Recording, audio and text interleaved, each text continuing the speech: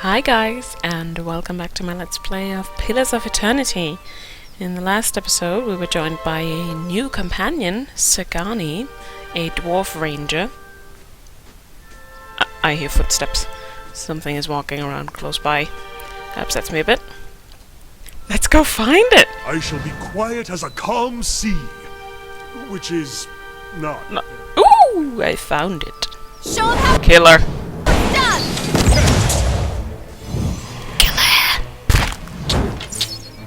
What are these things here?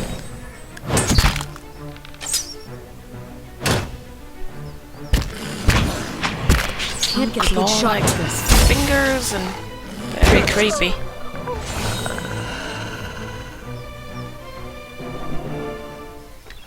Very creepy looking.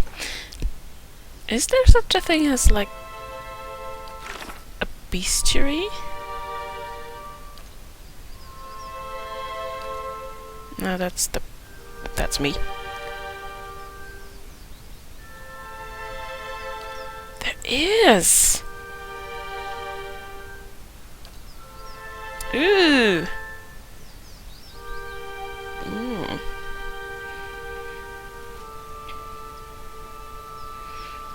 Oh wow, I hadn't even noticed that there is a bestiary. That is really cool.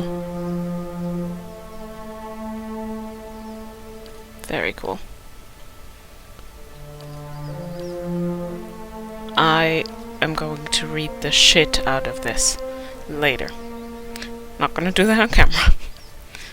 Because that would be very boring for you. You know what? I want to make a note.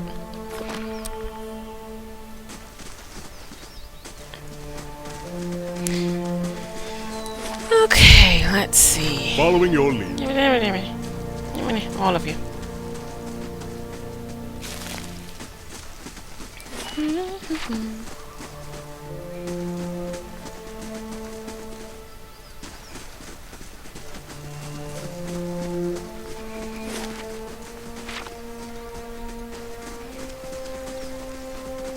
Yay.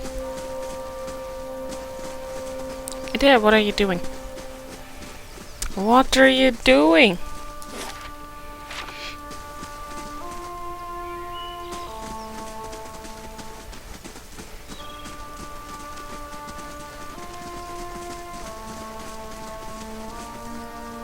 Why is he the only one who's... What? Brave thou Silas.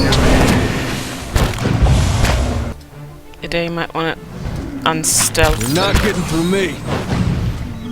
Show 'em how Help and shit. That's it. gotta have something here that works. Settle!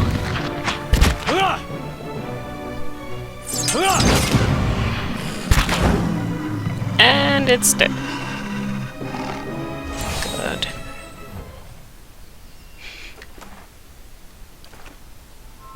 Now that I'm able to defeat these relatively easy, maybe I should go back to that other place of which I forgot the name. But there were several of Let's these. see what lies this way. And I hadn't killed them. So maybe I should do that now.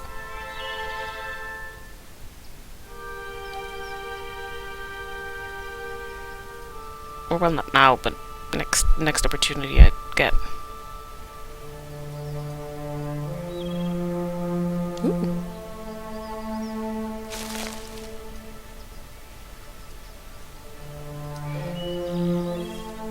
Okay.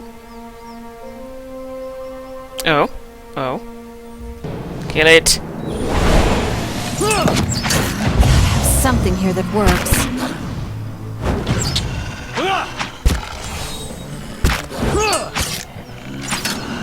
Hi. Nah, we should be fine. I have them. Or maybe we're not. Ah, now we should be fine. Yeah, we're fine. Sacre tu. There you go. Brave thou Silas.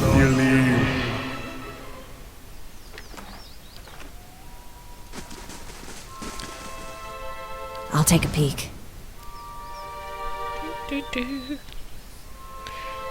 A wall. A wall?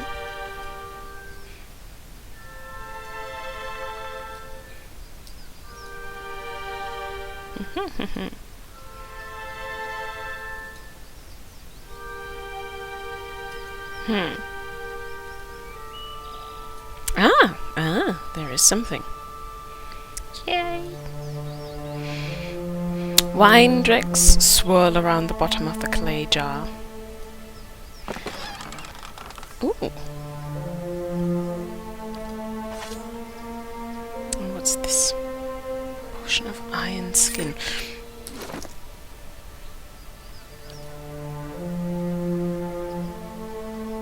Nah, same. Same old, same old.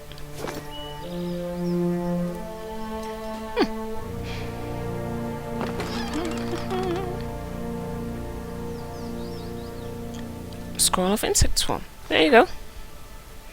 And gold. Anything else up here? Oh, there's mushroom banana there. Oh, well, let's get that. I know it's not mushroom. I know it's called something else, but it looks like a mushroom.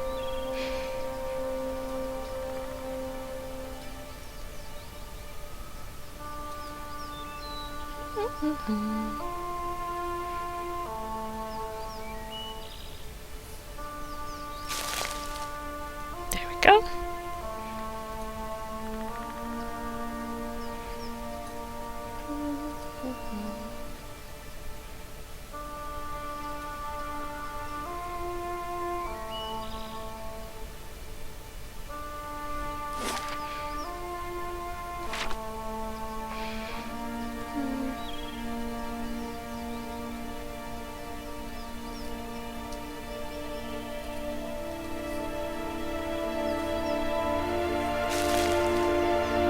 Oh, this does not look good.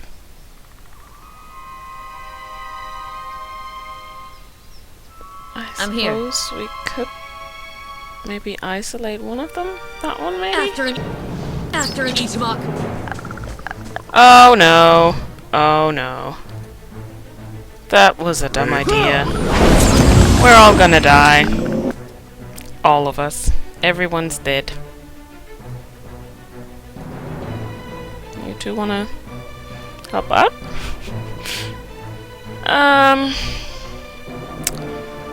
Oh dear. What to do?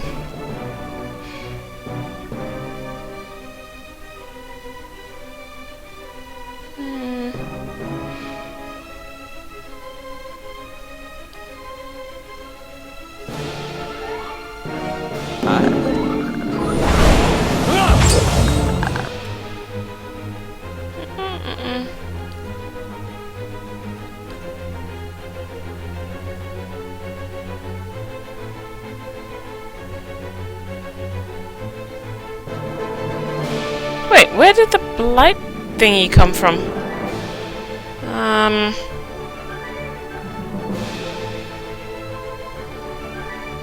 gonna focus one on that. Who? You. Bear. Bear's good. Ready, Watcher. That's not right. Oh, we're all gonna die. I know it. Hi. This is gonna end badly. I'm sorry, Tumak. Worth and Roth.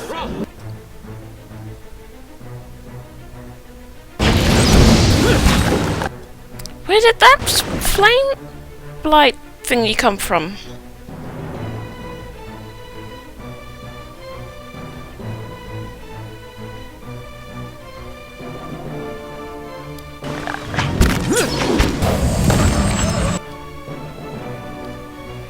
I'm gonna die a terrible, terrible death.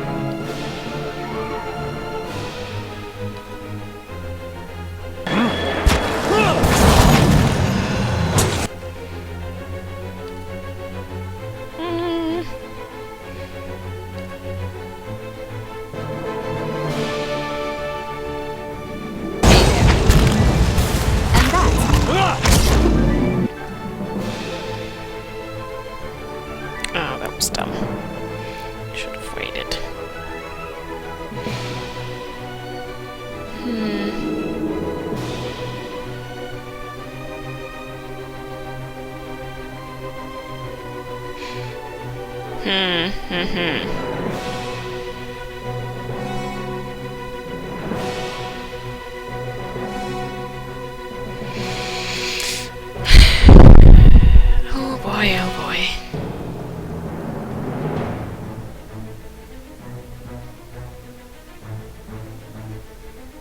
I could do that.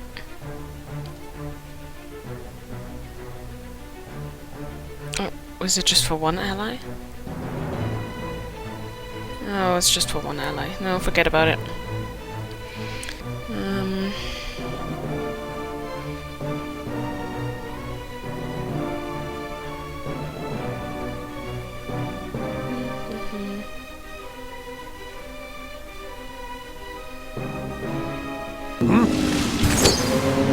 That's not very helpful. We're not getting anywhere with this.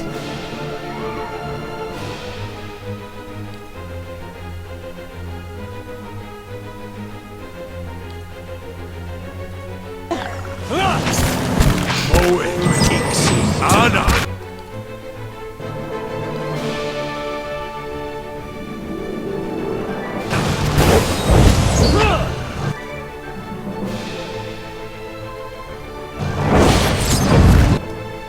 And my priest is dead.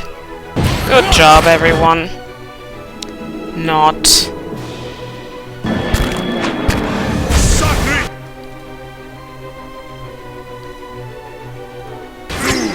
And that. That's not very helpful.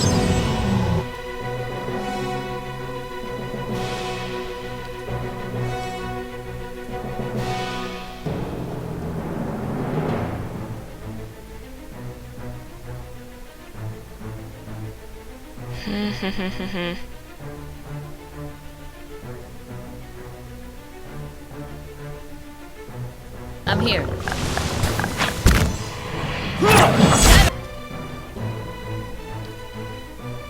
Okay, he used that one up. Great.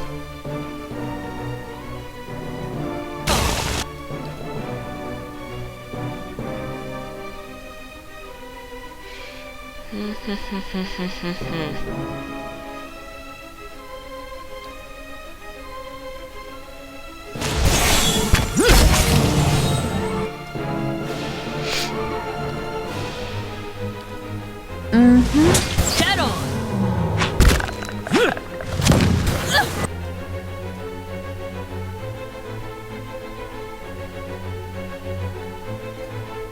Itomak's just standing around while Lydia just slowly dies.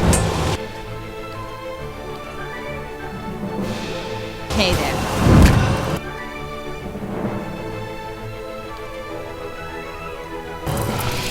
Dead on. Come on, come on, come on, come on, come on. We're almost there. We're also almost dead, but that's not the point. Yeah? Yeah, you're not getting anywhere with this, are you? Can't get a good shot with this.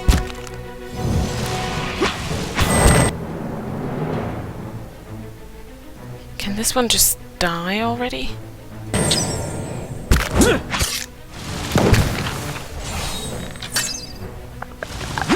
And that one too. And then we can take care of that flame blight thing. I'll teach you a lesson. Okay, we all kill that, Show and me then how it's done. Brave thou Philoth nearly. it was close, but we did the thing. Quick save, so that I don't have to do that again. Ever. Sure. No, no, all of you. I'll take a look.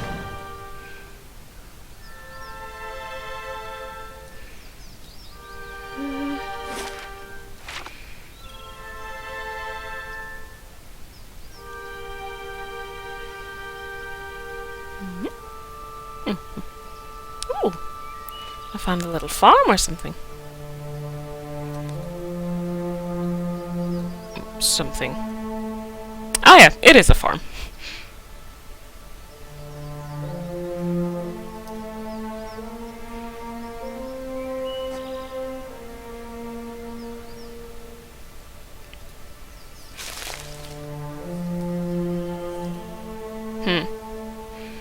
It's not a very interesting farm.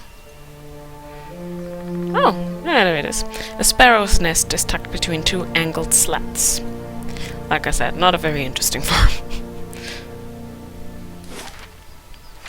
And that is it for that region, I think. Woohoo! Okay. Then I'm gonna say off to Defiance Bay. That's where we were going. Defiance Bay. Let's see. Yay!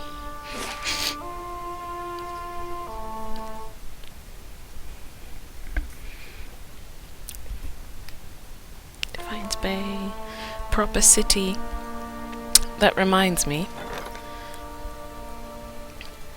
Any updates here we could do? We could update the main keep, that gives us a bit of security too.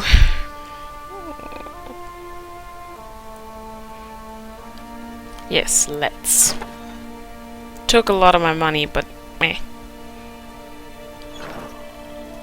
You can get more money.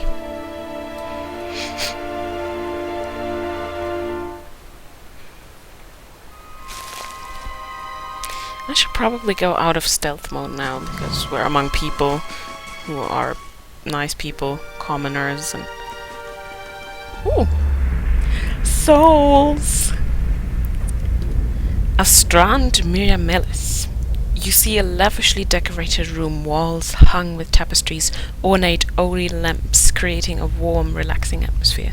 There are several overstuffed couches covered with silk pillows and an elegant table in the middle of the floor. This woman is seated at the table, sitting across from another woman. They're both well dressed, their style befitting the room they're in. The other woman's hair is blonde, in stark contrast to this woman's black, and is swept up on her head in a dramatic style. The women speak in an easy, free tone, obviously familiar with one another. Though they each seem to be comfortable in the other's company, a strange nervousness surrounds the blonde woman's actions. She occasionally betrays herself with a little giggle or a stammer, hitching of an easy word as she speaks. Her demeanour swings from friendly to shy and back again with no warning. This woman leans back a little in her chair, stretching lightly. As she finishes her stretch, she gently lays her hand next to the other woman's hand, letting their fingers subtly intertwine. The second woman stops speaking mid-sentence, inhales sharply, and turns red. She does not, however, move her hand. This woman smiles and moves her hand further over the other, holding it. She then stands, moving around the table towards the blonde woman, whose face shows conflicting emotions of terror and lust. She giggles and pulls her hand out from under the other and brings it to her mouth, the red of her face deepening. This woman stops, looking down at her, eyes sparkling. She reaches out and pulls something from the blonde's hair, letting it fall around her shoulders. Then she leans over, brushing her lips lightly over the blonde woman's cheek, resting her mouth against her ear. As she whispers, her hand moves lightly down the other woman's body to her waist. The blonde shudders and leans into the hand, eyes closing, cheek pressing against the lips, still whispering at her ear. This woman's hands deftly remove This woman's hand deftly removes a small bag from the other woman's belt and secretes it under her own cloak at the small of her back. Then she gently kisses the other woman's cheek and stands again, the smile never leaving her mouth. "You just got robbed, Blondie." And I saw it. New soul. Craddock Bridgman. You see a ship being tossed about in a storm-ravaged sea. The swells rise and fall, carrying the ship with them as if it were a toy. This man stands on deck at the helm of the ship, while water whips around him. The crew moves about frantically, trying to keep the chaos under control. He barks orders at them, pointing where to go and giving each one a task. The men, while still visibly distressed, seem to calm down when they are given their orders. He instructs the helmsman to resume his duties at the wheel and rushes to the aid of a crewman who's struggling with a rope attached to one of the sails. The ship crests a wave, going almost vertical in one direction and then immediately again in the other direction, Several of the crew are thrown from their feet, sliding across the deck as the ship is rocked. After the swell passes and the ship returns to relatively normal orientation, the man quickly scans the deck, counting silently.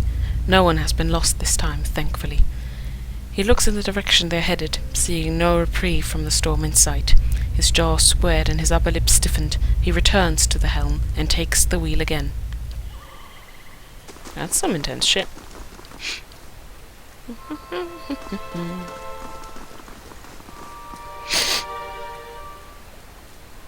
Commoners have no names, have no souls. That has a soul. Yes. Zoran Zenius Kavik. Was Zavik. You see a flurry of matted white hair and an incandescent freeze-fire staff before you see the man, cold and wild. He chews a wizened apple slowly, discharging spell after spell into the jumble of villagers screeching their way towards him. Cold flame vents from his nose, and apple seeds shoot out the side of his mouth as he saunters forward, ignoring arrows and curses alike. A deliberate twist of his staff, and a bullet of force glides through the torso of one assailant and another. A roar blisters his throat as he launches himself into their midst, tearing into the essence with his staff. A pleading hand reaches toward him and quickly falls, ignored. Silence takes hold as the tattered man gathers his prize, a basket of fresh pears. He hums as he eats. I don't like you. Commoners have commonly no soul. All the commoners. Ooh. Sudden music change.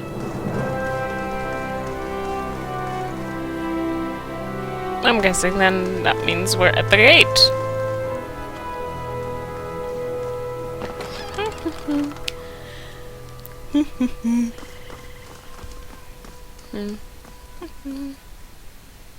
What is it? I'm looking for the Temple of Rudica. Huh, if you say so. It's in First Fires, just west of Crucible Keep. Thank you, that was so very helpful. Let's go into Defiance Bay. Copper Lane. Okay, here we go. New place. Yay. Defiance Bay. The city at the heart of the Deerwoods Revolution now seems on the brink of another. Refugees line the streets, homeless and hungry, displaced by White One's legacy, hoping for relief within the city walls, and finding none. Dissidents congregate to protest and to heckle, calling for an end to animancy and the ouster of their duke. The city's militiamen cast fearful looks as they patrol the streets, their hands trembling at the hilts of their weapons. The capital of a country that had not long ago incinerated a god now appears to be a spark away from sharing the deity's fate. That does not sound good. And of course, we're right in the middle of that. We have a knack for that, don't we? So, let's see. Meow. Meow.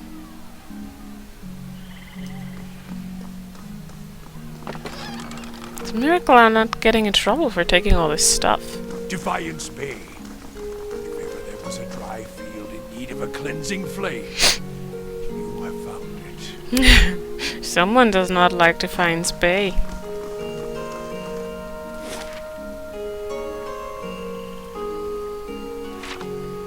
Oh, I guess that just ends. Okay, yeah.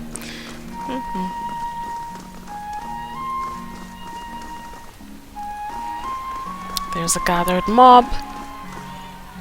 Down with animancy! Waidwin's legacy was one warning, Heritage Hill was another. Spread the word, together we'll drive the blight of animancy from our city. Okay. Good day to you. Rowan's arms are crossed and his mouth is set in a grim frown as he watches the gathered protesters. He looks ready for a fight. He sizes you up. New in town, eh? Picked an interesting time to visit Defiance Bay. Yeah, I have a hand for that. All these refugees fleeing the frontier and finding the legacies no better here. It's the Animancers. Migrants scorch 'em, and they nest in the city like rats. You mark my words, though, as dozens are gonna put a stop to it.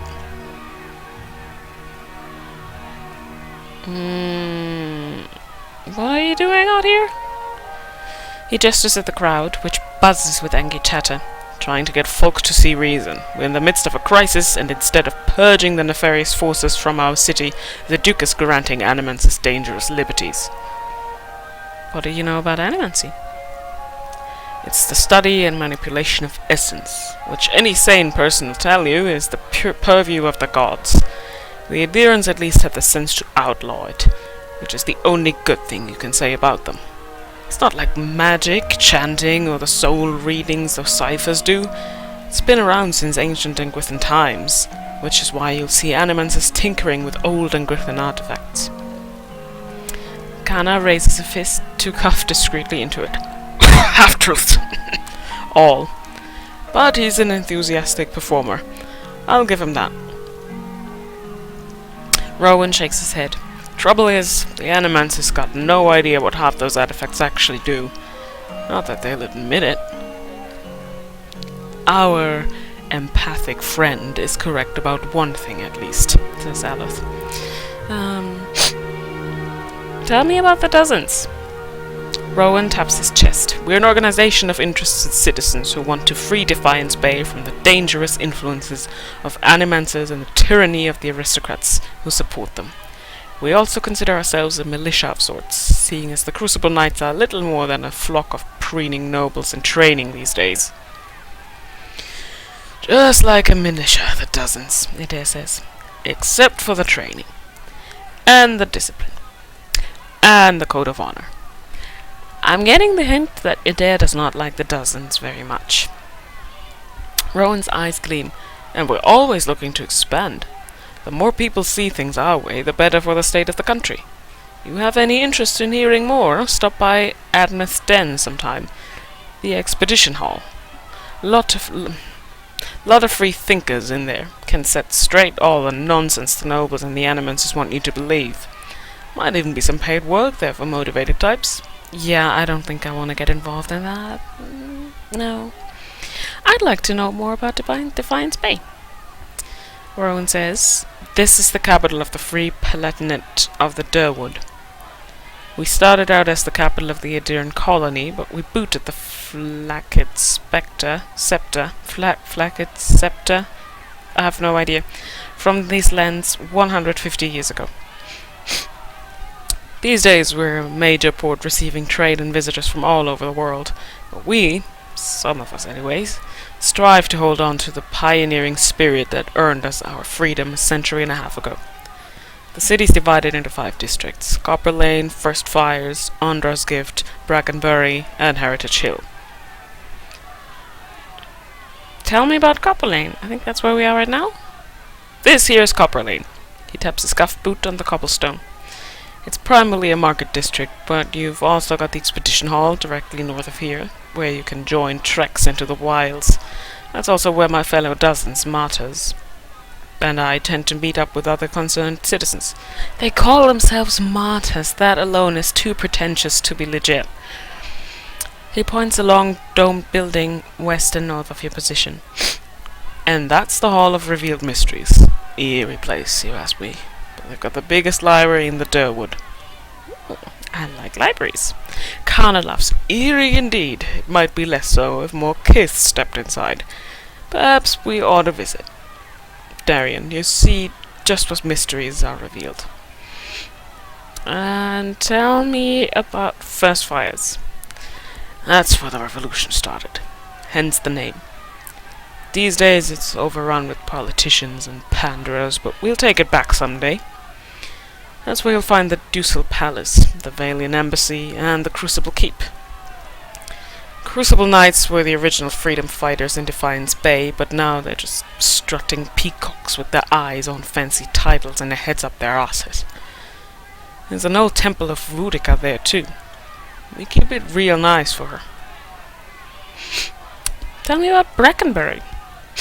The nobility that didn't sail back to Idea stayed there.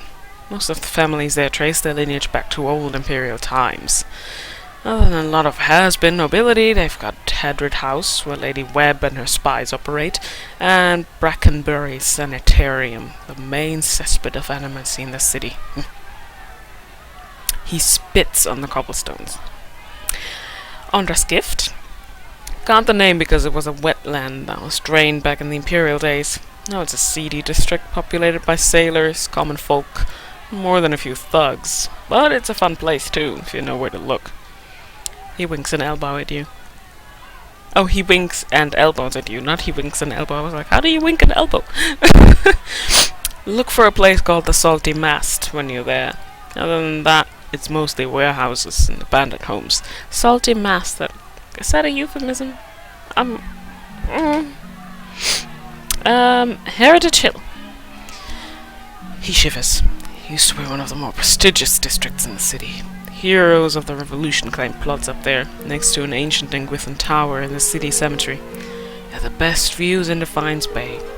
Attracts richer types than these days. A lot of animancy patrons. He spits a lot.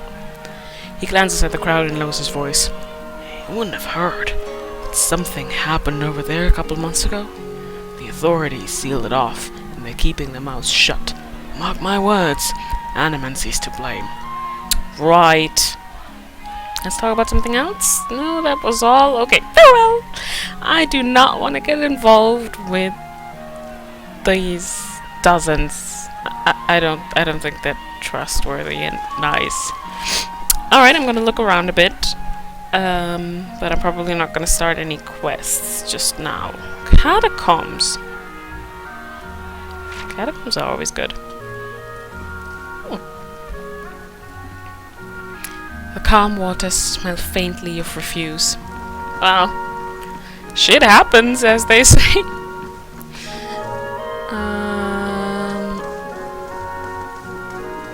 The Goose and Fox, so that's the tavern.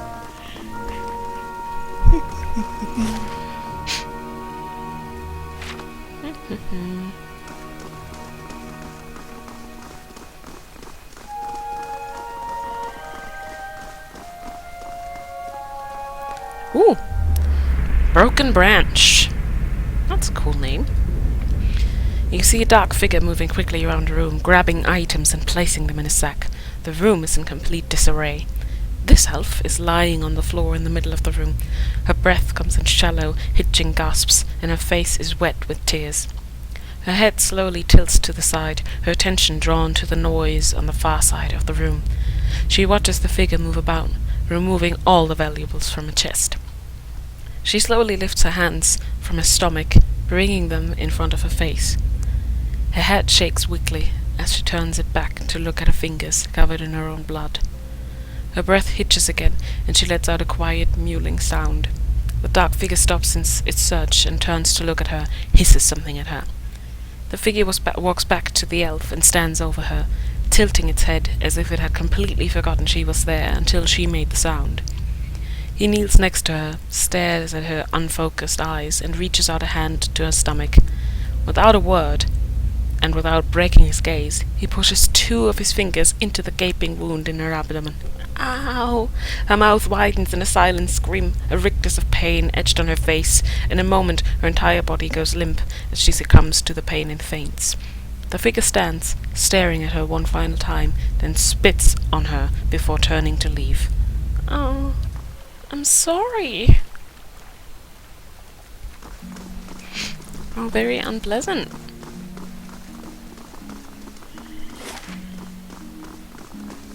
Yeah, let's do a circle here first and then go to the other. Another cat! All the cats. I would very much like a cat for a pet instead of... I mean, I love my dog, don't get me wrong. But a cat would be pretty awesome. Audon the Ingenious. That sounds like a fun soul to read. You see a small band of people walking down a rutted road surrounded by a thick forest. This man walks alongside them, chatting and joking like they were lifelong friends. Though his appearance is one of frivolity, his jovial facade is betrayed by the occasional sideways glance into the dense tree line. There is noise from the trees around them, the sound of someone breaking a twig. This man holds up his hand, silencing the travellers and destroying the light-hearted tone of the evening. They look around, worried, expressions on their faces, gathering closer together. The man motions to the group to say where they are and heads into the trees. There is silence for several seconds as they all strain to hear anything, clutching one another nervously. There is another rustling, this time coming from the direction the man entered the woods. A single figure emerges from the tree line, and the group visibly relaxes, seeing him approach. The figure comes close enough for the group to see his face, and one of them lets out a cry of dismay when they realize this is not their friend.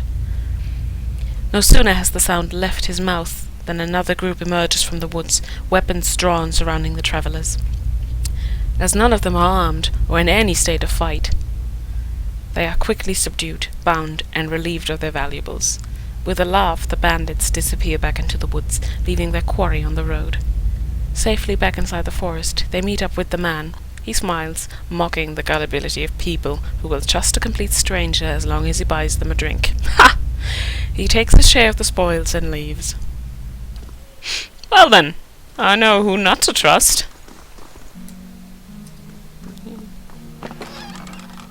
Cheese? Cheese! I can't go there, okay.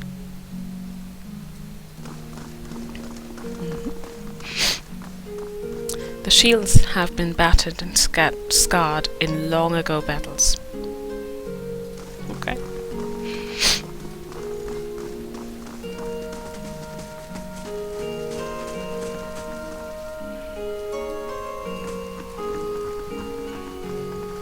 No, I don't want to go in there yet. Oh, I want to read that though.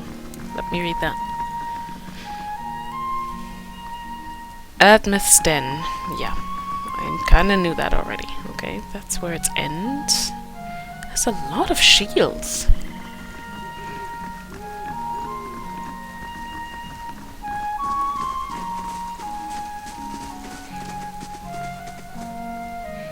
Yeah, same story. Ooh. What's that? Oh, sugar. Sugar.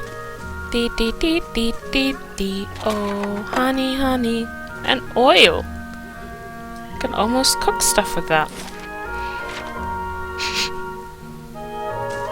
Ooh. A house that is not marked. Hello. Those are people with names.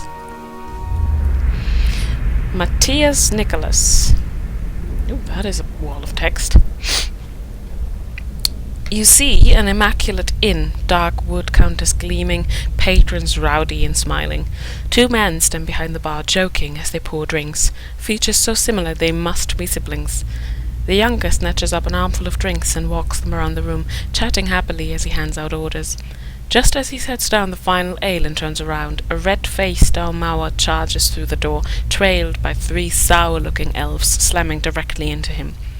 The Almawa growls, knocking the young man out of the way, and demands an ale from the brother behind the bar. The man refuses, and the rest of the bar falls silent, sensing trouble.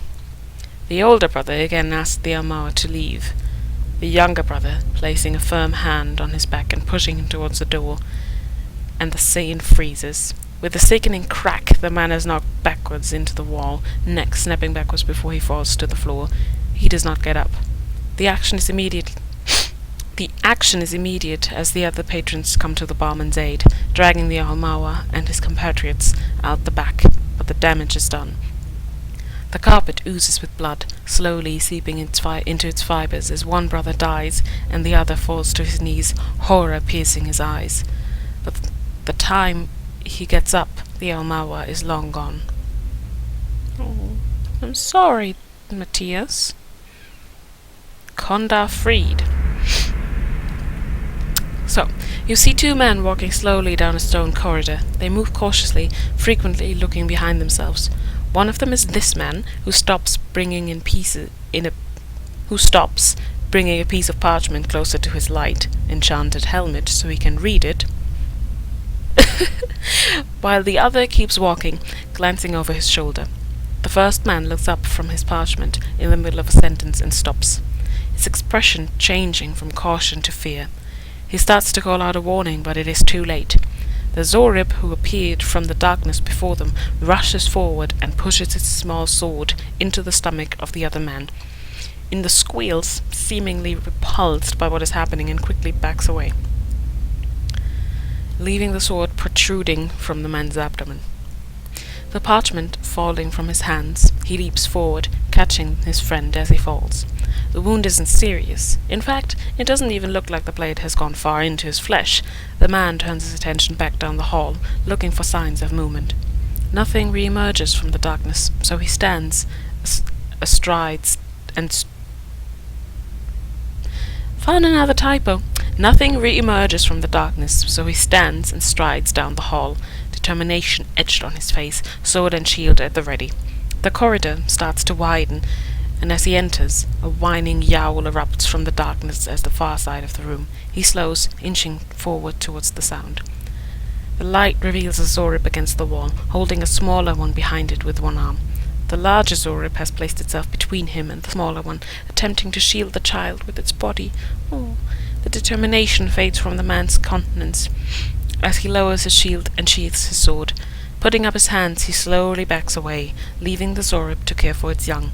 When the room narrows back into the corridor, he stops, reaching into his pouch. He removes some rations and places them on the ground before returning to his friend. "Oh, you're a good guy. Oh, we helped the little Zorib family. Oh, that's sweet."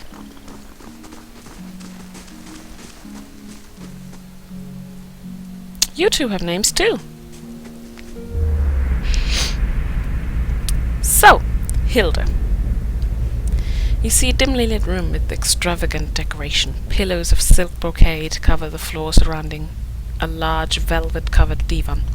A man sits on the divan, his shirt untucked and only halfway buttoned. Behind him stands this elf, dressed in the same lavish finery as decorates the room.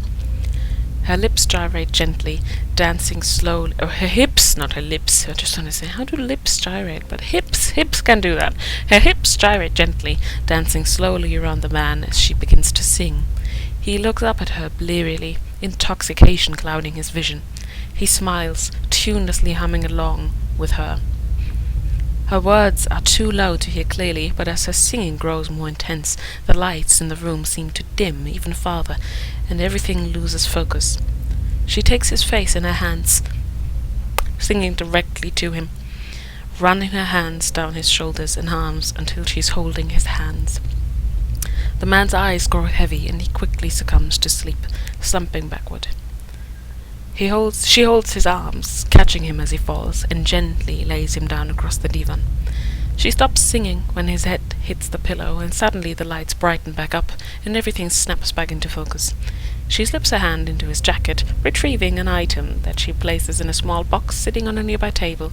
She looks back at the man, shakes her head, and escapes into the night. A lot of people getting robbed around here. Lenkill Greatstorm.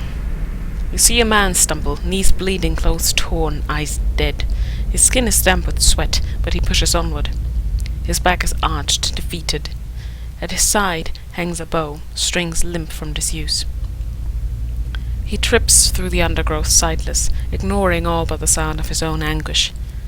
He comes across a deer, guts spilled across the forest floor, still steaming in the cold night air. A Stelgaer watches him from above, perched in the trunk of an enormous fallen tree. It takes the man a moment to notice his danger, and he seems almost glad for it. The Stelgaer unravels itself from the tree, eyeing him carefully. Its distended stomach almost brushes the ground as it jumps down, and the man dives to meet it. For a moment, time seems to slow as man and beast collide. The Stelgaer roars, swiping at him with its claws, and soon has him pinned, great yellow teeth and acrid breath, ready to end his intrusion. But with a wet, ripping sound, instead, the agonized Stelgaer is himself gutted from neck to rump. The man exhales deeply, covered in blood, ponderous. Not today. Not today. Okay, I want to know what a Stelgaer is. What does it look like? Can I see it? No, I can't.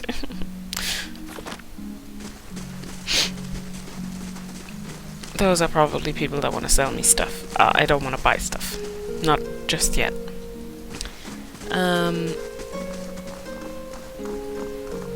But I think this has gone on for quite a while. And I will do some more exploring in Defiance Bay in the next episode. And for now, I will retire to the Fox and Goose. Fox and Goose? Goose and Fox? The tavern. I'm gonna retire to the tavern. Goose and Fox. So, I will see you guys here again in the next episode when we read some more souls, because there seem to be quite a lot around. And we will continue playing some Pillars of Eternity. If you enjoyed this episode, leave a comment and a like, and I will see you guys next time.